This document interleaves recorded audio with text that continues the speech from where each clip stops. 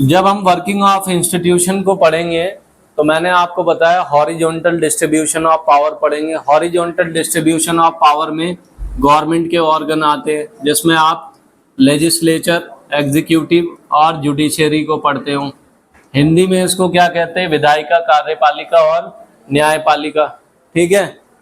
तीनों के फंक्शन क्या है? तीनों के फंक्शन अलग अलग है। एक का काम है लॉ एंड ऑर्डर को बनाना, एक का काम है एग्जीक्यूटिव का लॉ एंड ऑर्डर को इम्प्लीमेंट करना, और एक का काम है जुडिशरी का लॉ एंड ऑर्डर को रिव्यू करना। ये क्या है? हॉरिजॉन्टल डिस्ट्रीब्यूशन ऑफ पावर है।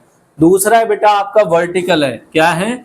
वर्टिकल है। वर्टिकल में हम लोग पढ़ते हैं टाइप्स ऑफ गवर्नमेंट को। क्या पढ़ते हैं? टाइप्स ऑफ गवर्नमेंट को। टाइप्स ऑफ गवर्नमेंट में क्या है बेटा आपका? यानी सरकार के प्रकार कितने तरीके की है? सेंट्रल गवर्नमेंट है, स्टेट गवर्नमेंट है और लोकल गवर्नमेंट है। यानी केंद्र सरकार, राज्य सरकार और स्थानीय सरकार। केंद्र सरकार में बेटा कौन से मिनिस्टर आते हैं? प्राइम मिनिस्टर है, प्रेसिडेंट है और सेंट्रल कैबिनेट है। सेकंड में हम लोग बात करें अगर, तो इसमें क्या है? गवर्नर है और सीएम है स्टेट गवर्नमेंट में, और उनकी काउंसिल ऑफ मिनिस्टर है। लोकल गवर्नमेंट में कौन है? लोकल गवर्नमेंट में है बेटा सरपंच है, जिनको अर्बन एरिया में काउंसलर कहते हैं, और बेटा आपके मेंबर ऑफ लेजिस्लेटिव असेंबली वो सारे आते हैं इसमें। क्लियर है बेटा? इतना क्लियर हो गया सबको? अब देखिए यहाँ पर आप लोगों को क्या चीजें बताई गई है, इसमें देखते हैं हम लोग। How is major policy decision taken. देखिए जो मंडल कमीशन बताया गया है ना, ये वीपी सिंह की गवर्नमेंट में है। किसकी? वीपी सिंह की गवर्नमेंट में है। वीपी सिंह की गवर्नमेंट ने इसको इम्प्लीमेंट कर दिया था मंडल कमीशन को। इससे पहले 1978 में जनता पार्टी की सरकार आई थी। कौन सी आई थी? जनता पार्टी की गवर्नमेंट आई थी, उसने इसकी बात को रखा था। अब मंडल कमीशन है क्या? देखिए ये 12th का भी क्वेश्चन है, 9th का भी है, 10th का भी है। ध्यान से सुन लेना, बाद में आपको कोई भी प्रॉब्लम नहीं होगी। मंडल कमीशन किसकी लीडरशिप में तैयार किया गया था? बिंदेश्वरी प्रसाद मंडल की लीडरशिप में तैयार किया गया था। इनका मेन ये काम था कि हमारी सोसाइटी में, हमारे इंडिया में ये देखना कि कौन सी क्लास के लोग ज्यादा बैकवर्ड हैं। तो हम फिर वर्ण पे चले गए अपने। वर्ण है 4 तरीके के। कितने हैं? 4।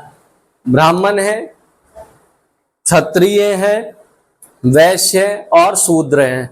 अब इन चारों का काम भी अलग अलग है। ब्राह्मणों का काम है पूजा पाठ से रिलेटेड, एजुकेशन राइट सारे इनके पास हैं। क्षत्रियों का काम क्या है? क्षत्रियों का काम है बेटा देश की सुरक्षा करना। जैसे राम और लक्ष्मण जो है क्षत्रिय वंश से थे। किससे थे? क्षत्रिय वंश से। ठीक है। तो आप लोग क्या देख सकते हो इसमें कि उनका काम है देश की सुरक्षा करना, जो प्रेजेंट टाइम में सोल्जर्स कर रहे हैं। कौन कर रहे हैं? सोल्जर।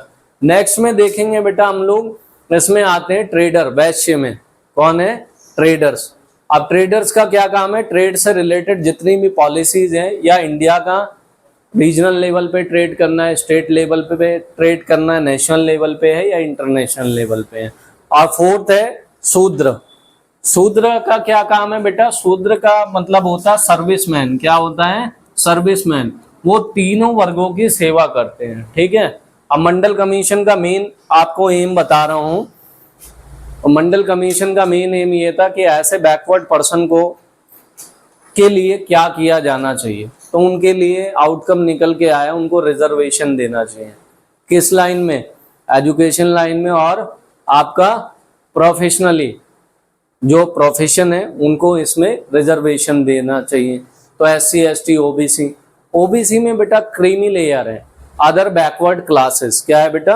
अदर बैकवर्ड क्लासेस, जिसमें आपके सरदार भी आते हैं, गुर्जर भी आते हैं, जाट भी आते हैं, मुस्लिम भी आते हैं। ठीक है। तो ये माइनॉरिटी है। और अगर हम लोग SC ST की बात करें, SC ST यानी शेड्यूल कास्ट और शेड्यूल ट्राइब की, शेड्यूल कास्ट और शेड्यूल ट्राइब को रिजर्वेशन प्रोवाइड कराया गया है। और इसमें बेटा क्रीमी लेयर नहीं है किसी भी तरीके का। क्या नहीं है बेटा? Creamy layer. क्रीमी लेयर का मतलब क्या होता है? क्रीमी लेयर का मतलब ये होता है, अगर मुझे रिजर्वेशन मिला है, मैंने आपको जैसे पहले क्लास में भी समझाया था कि आने वाले समय में या मेरे फादर को मिल गया उसका बेनिफिट तो मुझे नहीं मिलेगा। SC ST में ऐसा कुछ नहीं है। अब देखो कई बच्चे कहते हैं कि सर SC ST होता क्या है। लोग कहते हैं नीची क्लास को जो है ना, जो निम्न वर्ग हैं उसको हम लोग क्या कहते हैं, SC ST कहते हैं। ऐसा नहीं है बेटा, वो person socially, economically, educationally backward होते हैं प्रेसिडेंट के अकॉर्डिंग, उसे हम SC ST कहते हैं। क्लियर हो गया। अब SC ST के लिए क्या है, शेड्यूल 5 में जो है बता रखा है, इंडियन कॉन्स्टिट्यूशन शेड्यूल 5 में ये दिया गया है, इनके राइट्स को प्रोटेक्ट किया गया है जो आदिवासी लोग हैं। और बेटा आप नॉर्थ ईस्ट के बारे में बात करोगे तो नॉर्थ ईस्ट में जैसे हम लोग आर्टिकल 370 पढ़ते हैं, उसको रिमूव कर लिया गया है। आर्टिकल 371 ABCDE के तहत नॉर्थ ईस्ट को मान्यता मिली है। किसको? नॉर्थ ईस्ट को। तो उनके लिए फेवर के लिए अलग है, वो आपका किस में है, आर्टिकल 371 में। अब मंडल कमीशन का मेन मुद्दा था वो मैंने आपको समझा दिया इसमें कि मंडल कमीशन बिंदेश्वरी प्रसाद मंडल के लीडरशिप में तैयार किया गया था। जनता पार्टी की सरकार आई थी, उन्होंने मंडल कमीशन को लॉन्च किया। उसके बाद रिजर्वेशन को इम्प्लीमेंट किया था VP सिंह की गवर्नमेंट ने 1989 में। कब किया था? 1989 में VP सिंह की गवर्नमेंट ने किया था, जो कॉलिजन की गवर्नमेंट बनी थी। तभी से इंडिया में जो है 1989 के बाद से या 1990 के डिकेड को कॉलिजन एज कहते हैं, यानी कि गठबंधन का युग कहते हैं। इतना आप लोगों को क्लियर हुआ? हो गया ना सभी बच्चों को क्लियर? फिर हम लोग लास्ट में इसमें एक और चीज देखते हैं। 1992 में जब रिजर्वेशन इम्प्लीमेंट हो गया था इंडिया में, उसके बाद हम लोग देखते हैं कि पंचायती राज सिस्टम में 73rd और 74th अमेंडमेंट हुआ था। क्या हुआ था? 73rd और 74th अमेंडमेंट हुआ था। अब देखते हैं मंडल कमीशन में और क्या चीजें इसमें बता रखी हैं। It was the second backward class commission appointed in 1979 under the chairmanship of BP मंडल। एक चीज और देखना बेटा, अगर ये कह रहे हैं कि इसमें सेकंड है तो फर्स्ट जो है कमीशन जो इम्प्लीमेंट हुआ था वो किसकी लीडरशिप में हुआ था? किसी को मालूम है? किसी को नहीं मालूम? तो हम लोग यहां पर देखेंगे कि 1951 में ही पहला एक कमीशन बनाया गया था। उस ये बेटा आप लोगों के कोर्स में नहीं है, ये BA सेकेंड ईयर में दिया गया है।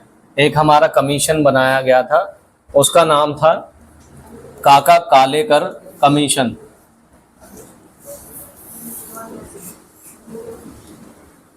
ये जो काका कालेकर कमीशन है, इसने अपनी रिपोर्ट पहले ही पेश कर दी थी गवर्नमेंट को, लेकिन गवर्नमेंट ने क्या है, इसको इम्प्लीमेंट नहीं किया।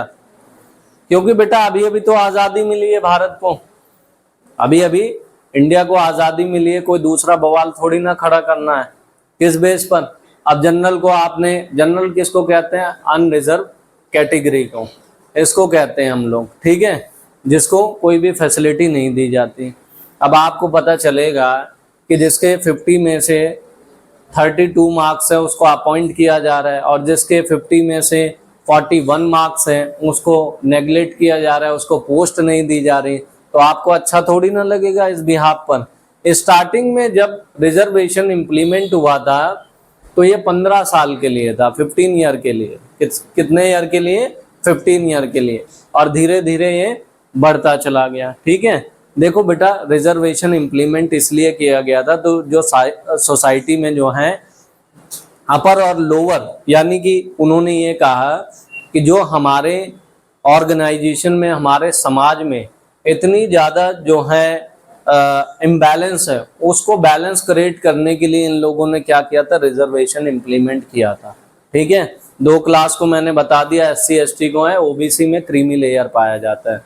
इतना मैंने आप लोगों को क्लियर कर दिया। आप देखते हैं यहाँ पर मंडल कमीशन के अलावा और क्या चीज़ बताई है। Many points were discussed in the report about backward classes. One of the recommendations was to give 27% reservation to socially and educationally backward class in government job. कितने परसेंट दिए हैं बेटा? 27% दिए हैं। उसके बाद है to identify the social and educationally backward class in India and to recommend step for their advancement. जरूरी नहीं है उनको रिजर्वेशन ही दिया जाए, कोई ऐसी चीज तो हो जिससे उनको फेवर किया जा सके। अब ये कह रहे हैं नीड फॉर पॉलिटिकल इंस्टीट्यूशन, हमें क्या जरूरत है बेटा किसी भी पॉलिटिकल इंस्टीट्यूशन की या किसी भी पॉलिटिकल ऑर्गेनाइजेशन की। पॉलिटिकल ऑर्गेनाइजेशन क्या होते हैं बेटा? पॉलिटिकल ऑर्गेनाइजेशन, क्या आप जो है काउंसिल ऑफ मिनिस्ट्री की ऑफिस को पॉलिटिकल इंस्टीट्यूशन कह सकते हो? बिल्कुल कह सकते हो। विधानसभा को कह सकते हो? बिल्कुल कह सकते हो। अगर पॉलिटिकल इंस्टीट्यूशन नहीं बनेंगे तो डिसीजन मेकिंग पावर कहाँ से होगी, यानी कि डिसीजन कहाँ लिए जाएंगे? सड़क पे बैठकर? नहीं ना। तो इसलिए सबके लिए ऑर्गेनाइजेशन बनाया गया है, ब्यूरोक्रेट्स के लिए भी बना दिया गया है। आप ये देखो, वो हर पॉलिटिकल इंस्टीट्यूशन है, चाहे जुडिशरी है, चाहे आपका जो है इलेक्शन कमीशन है, तो ये सब लोग हमारे फेवर में ही तो काम करते हैं। इलेक्शन कमीशन का काम है इलेक्शन को कंडक्ट कराना, रिजल्ट डिक्लेयर कर देना। जुडिशरी का क्या काम है? जुडिशरी का काम है जजमेंट देना, रिव्यू करना, पनिशमेंट देना, प्रोटेक्शन देना, हमारे इंडियन कॉन्स्टिट्यूशन का इंटरप्रिटेशन करना, फंडामेंटल राइट्स का प्रोटेक्शन करना, ये सारी चीजें उसमें दी गई हैं। तो यहां ध्यान दो, some institution are required to make laws. तो कौन है? पार्लियामेंट है बेटा। पार्लियामेंट, एक ही पार्लियामेंट होती है हर एक कंट्री की, लेकिन हम लोग कहते हैं दो लेजिस्लेचर है, एक तो सेंट्रल है, दूसरा स्टेट है। यानी कि अगर स्टेट में उत्तर प्रदेश की बात करें तो योगी आदित्यनाथ जी बनाएंगे लॉ एंड ऑर्डर। समझ में आ रही है बात? वहां पर सेंट्रल गवर्नमेंट किसी भी तरीके के कोई लॉ एंड ऑर्डर मेंटेन नहीं करती है। और अगर ग्लोबल लेवल पे बात करनी हो, बैंकिंग से रिलेटेड, रेलवे से रिलेटेड, एयरवेज से रिलेटेड, पोस्ट ऑफिस से रिलेटेड, तो कौन बनाते हैं law and order? Central government बनाती है। क्लियर है? तो पार्लियामेंट क्या करती है? लॉ एंड ऑर्डर को बनाती है और टाइम टू टाइम उसमें अमेंडमेंट करती है। अमेंडमेंट आर्टिकल 368 में दिया हुआ है कॉन्स्टिट्यूशन के।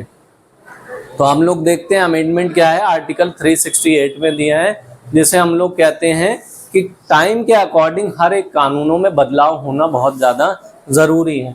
नेक्स्ट में देखते हैं बेटा, some institution take decision and implement them, prime minister and civil servant.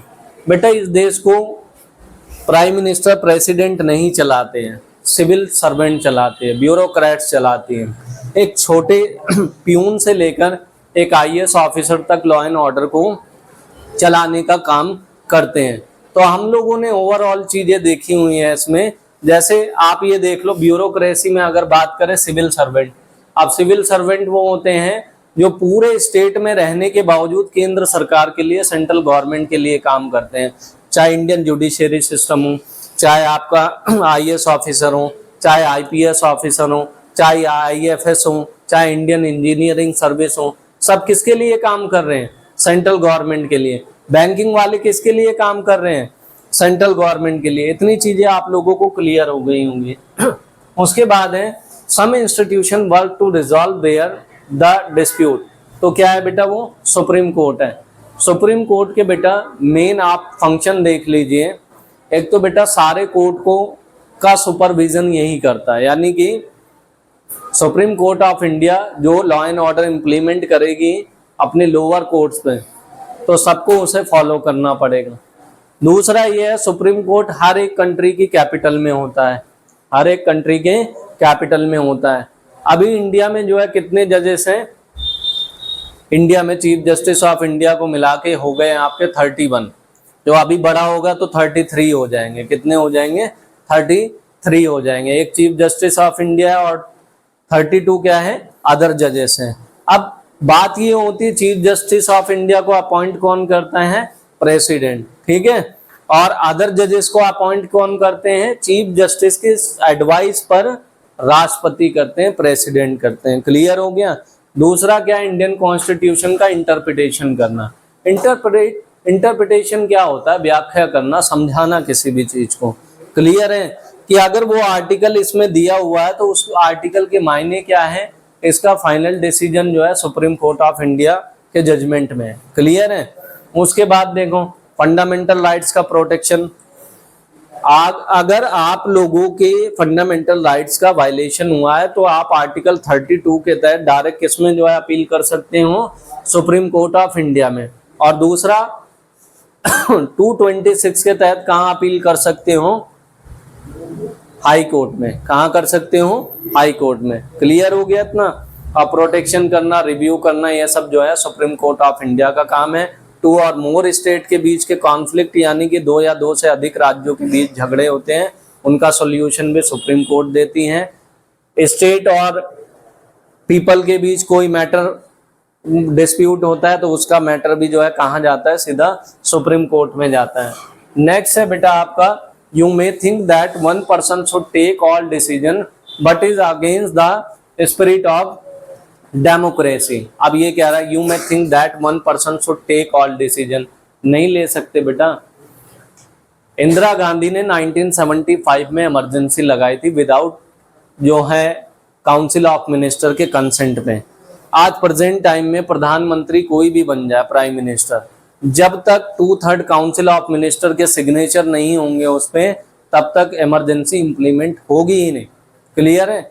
National emergency implement होती है आर्टिकल, कौन से आर्टिकल के तहत? आर्टिकल 352 यानी अनुच्छेद 352 के तहत होती है। नेक्स्ट में देखते हैं हम लोग यहाँ पर, institution provide an opportunity for consultation and discussion. क्या है बेटा? कंसल्टेशन और डिस्कशन। डिस्कस भी करते रहो, अगर आपको नहीं लगता है तो किसी समझदार इंसान से या एक्सपर्ट पर्सन से जो है उससे रिलेटेड जो है आप कंसल्ट भी कर सकते हो। जैसे बेटा प्रेसिडेंट है ना इंडिया के, अगर उन्हें किसी मैटर पे, किसी लॉ एंड ऑर्डर पे कोई भी प्रॉब्लम होती है, समझ नहीं आता, वो चीफ जस्टिस ऑफ इंडिया से एडवाइस ले सकते हैं। किससे? चीफ जस्टिस ऑफ इंडिया से। लेकिन उसे फॉलो करना ना करना ये उनकी मर्जी है। क्लियर है? तो उनकी बात को मानने के लिए जो है वो मतलब मान नहीं सकते, माने चाहे ना माने, वो उनकी मर्जी है। ये मैंने इतना क्लियर कर दिया। नेक्स्ट पे चलते हैं। देख लीजिए बेटा, ये पार्लियामेंट है। क्या है बेटा? पार्लियामेंट। पार्लियामेंट भी बेटा ब्रिटिशर की बनाई गई थी, अब तो इंडिया वालों की अलग बना दी गई है। वो पार्लियामेंट है जहां पर अब प्रेजेंट में जो है सारे मिनिस्टर, लोकसभा राज्यसभा की सारी बैठकें वहीं होती हैं। तो पुरानी पार्लियामेंट को छोड़ दिया है, नई पार्लियामेंट में काम हो रहा है। यहाँ देखिए, in India a national assembly of elected representative is called parliament. It exercises political authority on behalf of the people. Parliament is the final authority for making law in a country. This task of law making legislature is so crucial that this assembly are called legislature.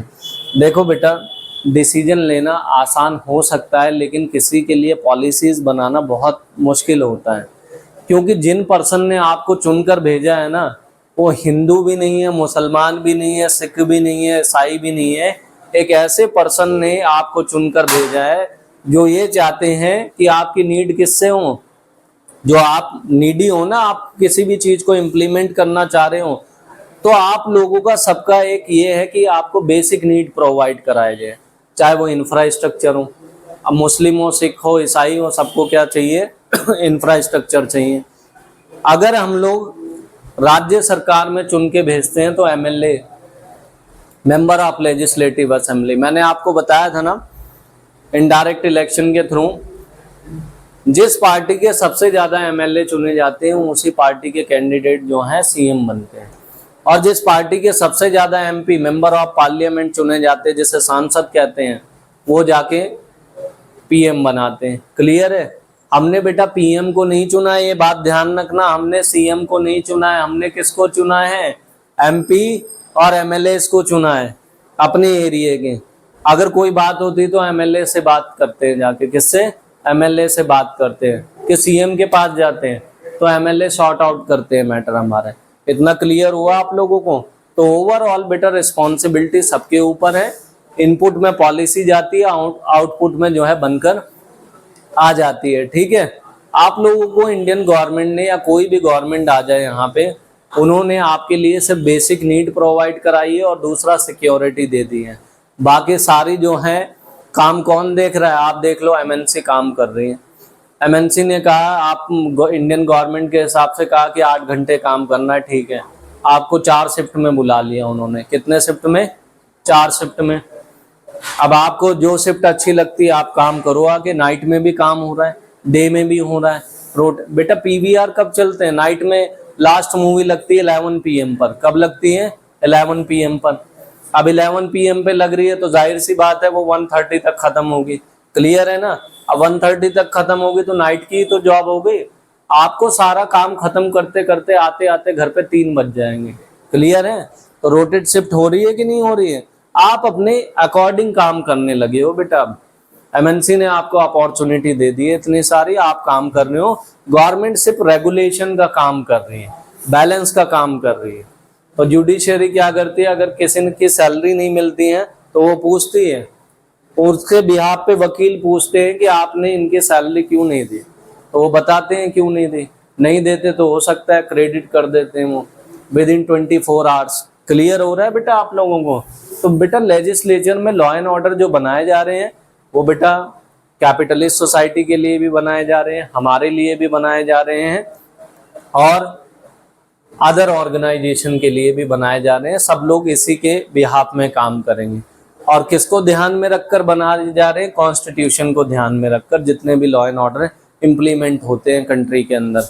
इतना clear है आपको? चलो next में देखते हैं।